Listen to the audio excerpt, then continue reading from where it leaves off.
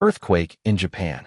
In December 1854, a Russian frigate lay quietly at anchor in a Japanese bay, unaware that, within hours, the sea itself would turn against her.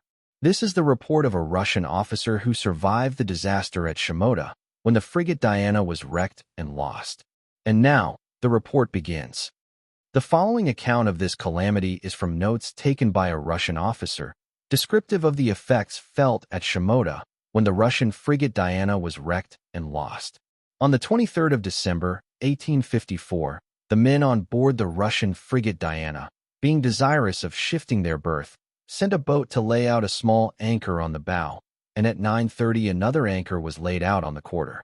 At 9:45 she was observed to shake very much for about a minute. At first they imagined her to be aground, but on sounding, 8 fathoms of water were found round her. The day was beautifully fine and clear, the sky without a cloud, and the water perfectly calm. Nothing more was thought of the matter, and the duties of the ship were proceeded with. At 10 a.m. a large wave was noticed rolling into the bay, and the water on the beach, very rapidly rising, immersed the village of Shimoda. It appeared to those on board the frigate as if the village was sinking. A large Japanese junk was driven on shore with violence, but the frigate held to her anchors. The cutter and captain's gig, which had been undergoing repairs on shore, were seen drifting out to sea, and a boat was sent to pick them up, but about 5 minutes afterwards the water, now very muddy, was observed rushing out of the bay. The guns were now secured, lower deck ports closed, and hatches battened down. The boats were recalled, and a large boat, pinnace or barge, probably, was obliged to throw everything overboard and make the best of her way to the frigate. The boats had barely time to fetch the ship when a second wave rolled into the bay. This carried on shore all the boats that were afloat, and on its receding all the houses that had formed the village of Shimoda were washed into the bay, covering the water with ruins of houses and wrecks of junks. The frigate now dragged her anchor, and a short while afterwards a large junk came with great violence against her starboard bow, carrying away flying jib boom, martingale, and swinging boom, and injuring the bow. 3 men from the junk managed to scramble on board the frigate, but the other 5 refused to go, and in 2 minutes all went down alongside the ship. At the same time, she was swinging most violently. She continued this motion for about half an hour, and during this time must have made from 60 to 70 revolutions, dragging her anchors all the time and gradually approaching one of the islands.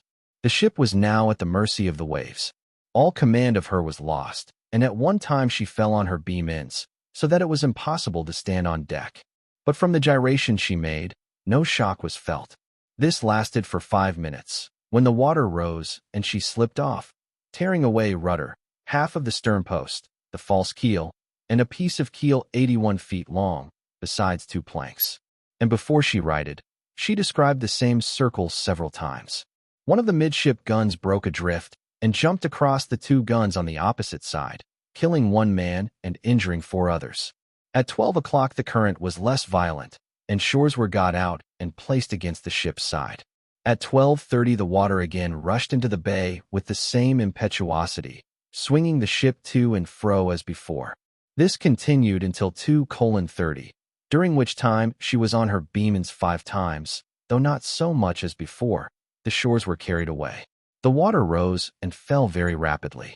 In 5 minutes it would decrease from 23 feet to 3 feet, and at one time it was so low that all the anchors were visible above water.